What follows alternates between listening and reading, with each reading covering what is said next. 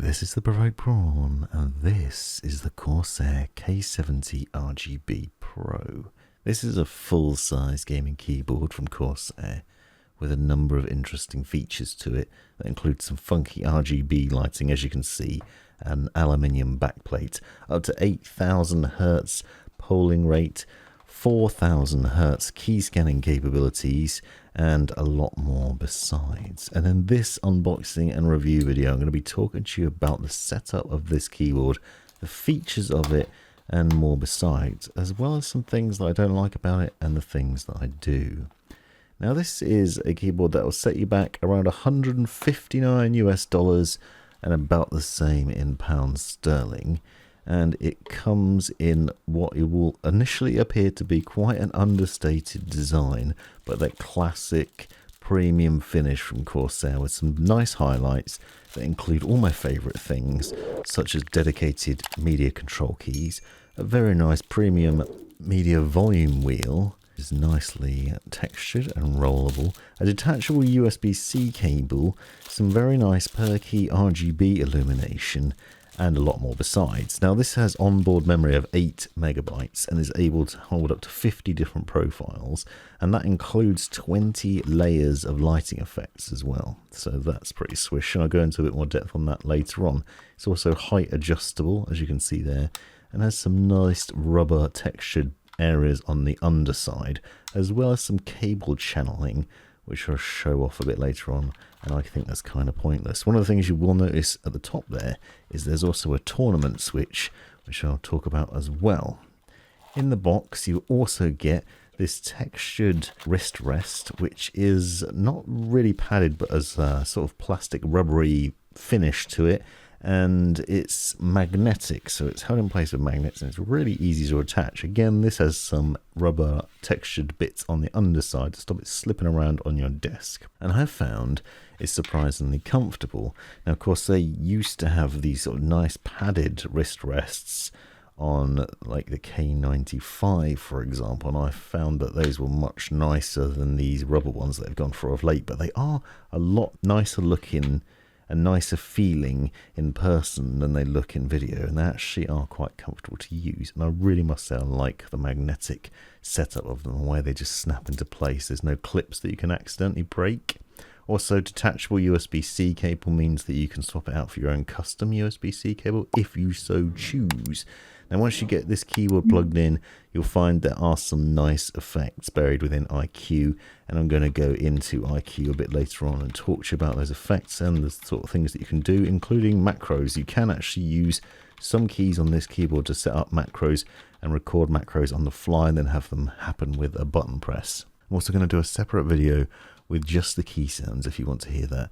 And obviously I'm going to include some clips of it at the end, and just for a moment I'm going to be quiet so you can hear some of it now.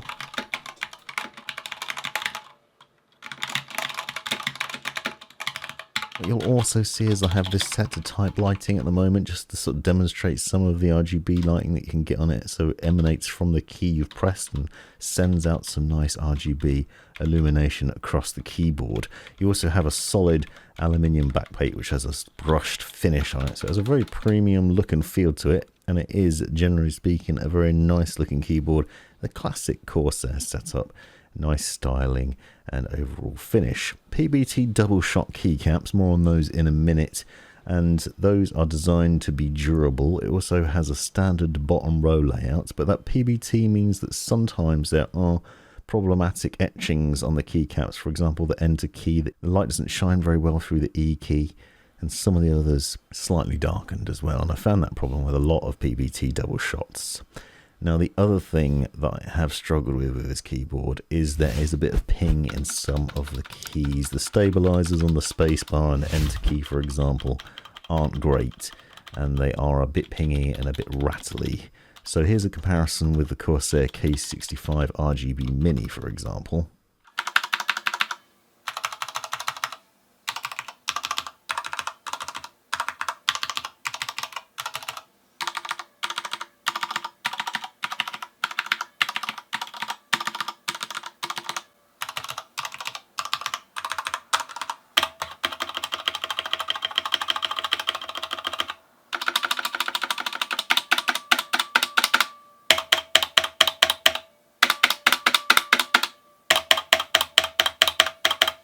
It's worth noting that this keyboard does come with potentially different key switches though. This is the RGB Red ones, which are linear, 45 grams of actuation, 2 mils of actuation force and 4 mils total travel, but you can also get blue clicky, brown tactile, red silence and speed silvers as well, so there's options, and I'll leave all the specifications in the description. At the top of the keyboard you'll also notice you have a shiny little display area which lights up with the various buttons, including scroll lock, num lock and caps lock as well, so it will sort of have a little lighting effect there which shows you when those are turned on, so you can see those things at a glance, which is obviously handy. So as I said, these are PBT double shot keycaps, so they're designed to be durable and to last a decent amount of time without wear and tear. They're 1.5 millimeters thick, and they are designed with a standard bottom row layout, which means that you can take them off and replace them. Here's a close-up look at the CHERRY MX Red switches that are included. These are red RGB switches, so they're designed to be linear in their response and to give a comfortable setup for gaming. I found they actuate nicely and they are generally nice to type on. My only gripe really has been with the ping from the stabilizers on things like the spacebar and the enter key. They're not as quiet as I'd like, but you could obviously opt for silent, and they're certainly quieter than blues or browns. Now a quick look at this switch near the USB port. This is a tournament switch which disables your iCue settings and puts it into a mode which is sort of dumb in that it'll have one static RGB lighting effect, as in just one static color, and it won't allow for any of the macros or anything else that you've programmed. So it disables actually the keyboard from being recognized in iCue. It's important to know that, because if you turn this switch on and then go into iCue to look for the keyboard to change some settings, you will see it's not in there, and that could be confusing, so I think it's worth bearing in mind. So you plug your USB-C cable in near that, and then obviously you're away, but you have the option to disable things. So you do have some onboard memory and obviously the ability to adjust things with an iCue, but you can turn it all off with that switch, which is pretty interesting. On the right hand side you have the media control keys. You can see you have play, pause, skip, stop and rewind, as well as mute button and the volume wheel. And it's really nice to have these. I think it's a simple and yet wonderful addition to any gaming keyboard to have the ability to just play and listen to music with ease. And also on the left hand side you have a button which adjusts the brightness of the keyboard in various different lighting levels, and one to switch between profiles as well.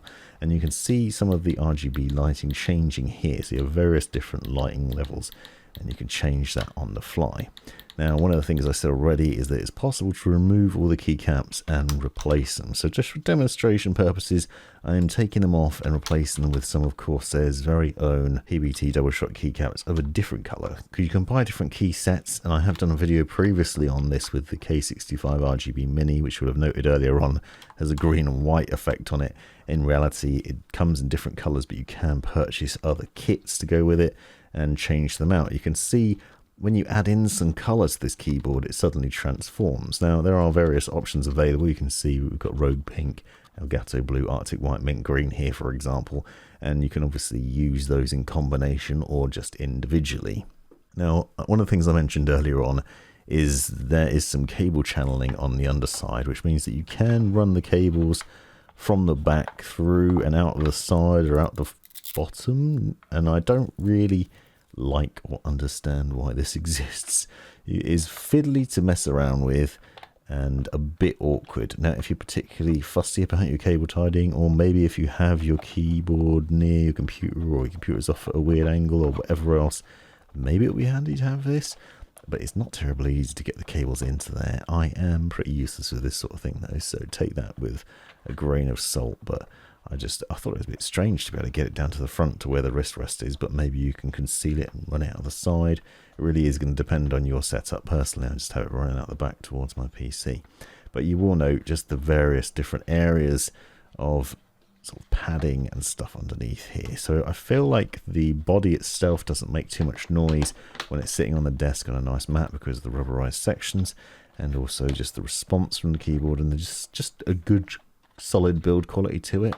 The biggest problem for me has just been the key sounds, but it isn't the most obnoxious that I've heard. It's just I wish Those stabilizers were a bit better, and I know that people will be very snobby about that. So here's a look at some of the RGB lighting effects, and I'll show you a bit more of this in Corsair's iCue software in a minute, because this keyboard does have the ability to customize on a per key basis. So it's per key RGB, and it also is customizable up to 20 layers, so you can actually stack the different effects on top of each other.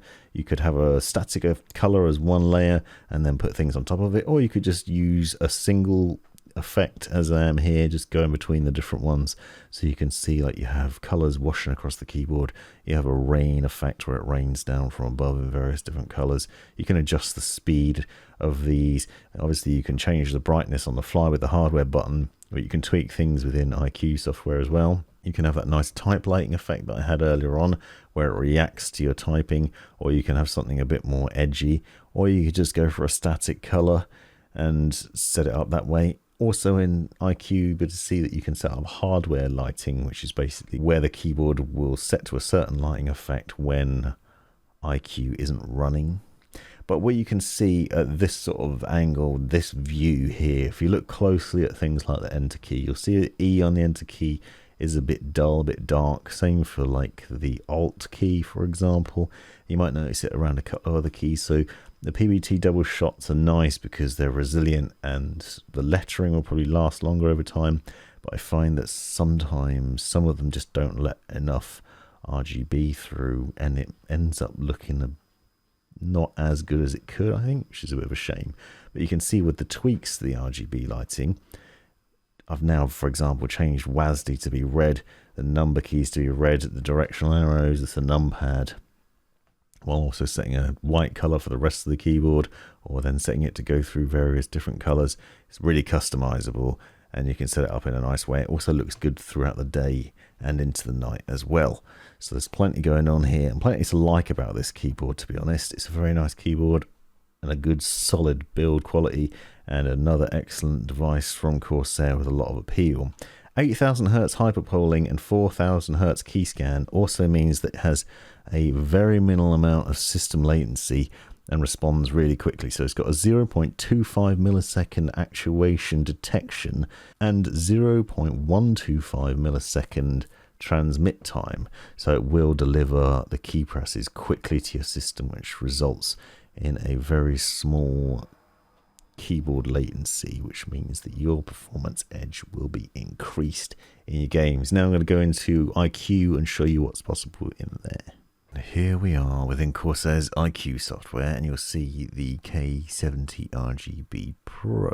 Here you can go first of all into your device settings, and you'll note here that you can set your 1000 Hz polling rate, but you do get a warning that higher polling rates will use more system processing power, so make sure you've got a good system. Another quick point of note is that down here you'll notice the tournament mode backlighting color, so you can actually select. So when you've got that switch at the top by the USB port and you turn that on, it'll set it so it only has one static color and disables all the other functionality in here, so you can choose what color you want. This is also ideal if you just don't want to have your RGB lighting going crazy and you'd rather have a static color for a second, so you can do that as well. Also notice things like the ability to check for updates and your layout. So I'm using UK layout, hence the tiny shift and the massive enter key, in case you're wondering, but also obviously this will make a difference to the other sort of hidden sections, such as the pound sign on number 3, for example. You also have the performance section here. You'll notice that, for example, there's obviously that lock key in the top left. When you press that, you can set it so it disables Alt Tab, disables Alt F4, disables Shift Tab, disables the Windows key, and you can set all those up there as well, so that's easy to apply. You can also set when it's on and off, so when you press it, it'll turn red to let you know that it's on, and then white off in this instance. Hardware lighting is what I mentioned already, so this is when iCue is not running. It's not related to the tournament mode, it's a separate thing. So you might choose, for example, to set rain as your default, or maybe watercolor, or perhaps just a static color. This I find is ideal if you've got your computer locked, or if you just don't want iCue running and you want to have a set color from it. As you can see, set it to static blue, for example. Lighting effects here. Now, I mentioned earlier on in the video that it's possible to layer 20 lighting effects on top of each other, and you could go really crazy doing this. So you can see if we delete all the lighting layers, we can click here to set one. So if we choose, for example, to select from the drop down and have a static color, we'll set white as the base layer. Then we're going to layer something else on top of that. So we're going to choose type lighting as the next one. So now you won't be able to see it, but there is an effect here. When I press the buttons, it will go through, you can see. So now we've got a base layer of white. When I type, the colors will then span out from that. On top of that, we could then select WASD, for example, and perhaps we want to set a static color again then. But we want to make those keys stand out, so they're in the dark. We're playing in the dark. Most of the keys are white, but we can see WASD really easily. But yeah, when we press our WASD keys, you then get a colorful response from it. So now I've layered 3 layers on top of each other, but you can just carry on. You can just keep layering things up and up and up. You could set arrow keys, for example. You could set a watercolor on there for some reason. So now that's got white on it as a standard, but when it's not cycling through that, it has the watercolor effect on it. So there's lots of different things that you can do. Another thing you can do is key assignments. So you see there's a section here for key assignments. Now you can select the keys on the keyboard. So for example, I am going to choose caps lock because I hate caps lock, and you can click to disable caps lock. So you can set it so you can disable the caps lock. Now when I press the caps lock, it won't work, which means that I can never accidentally angrily type on the internet without intentionally doing it and pressing the shift one. Another thing that you can do is that you can, let's say we want to use caps lock, we want to use it for a macro. So we can set a macro on caps lock, and we can set and then record. Actually, before I start doing that, you'll also notice that if you go into the general, you can set it so it doesn't have delays on it, and it records mouse clicks, mouse wheel, mouse movement. So there's lots of things that you can do here. I have no delays on this.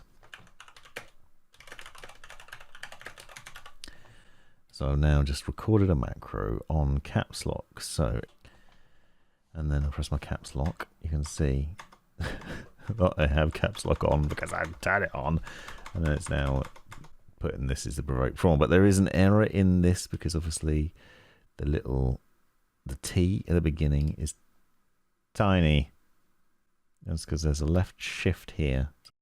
Delete this event. And that one. And now, when I do it,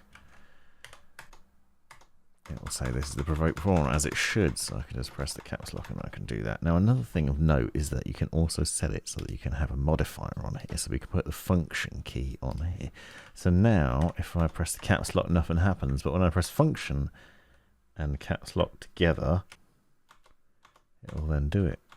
So you can essentially set a secondary layer of actions whereby you have to press the function key first, but then you can press any other key on the keyboard. So we might choose, for example, to set this as Alt-GR. So now instead of caps lock and function, you press function and Alt-GR, and then you have it there. So you can set up a variety of things in here. You see the option for keystrokes, for mouse clicks, mouse actions, keyboard keys, so you could reassign a key to a different key. Or you could set a secondary layer with a specific thing.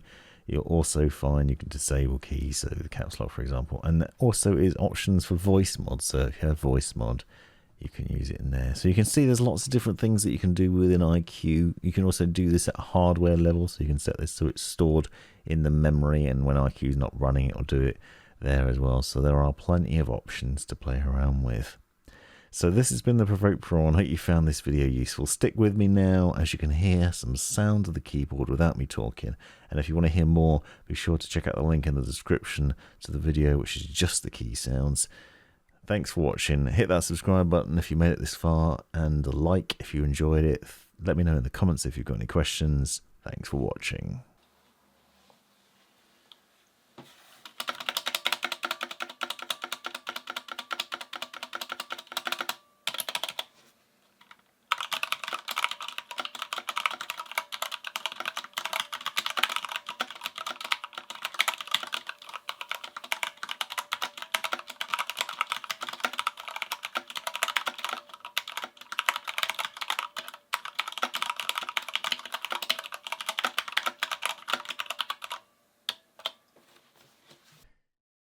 This has been The Provoked Prawn. Hope you found this video useful, interesting, hilarious, or otherwise. Take a look at these other videos that I think you might find interesting as well. And have a look at the description for links and other information you might find useful. Click that join button to see the benefits of being a member of my YouTube channel. And most importantly, have a great life.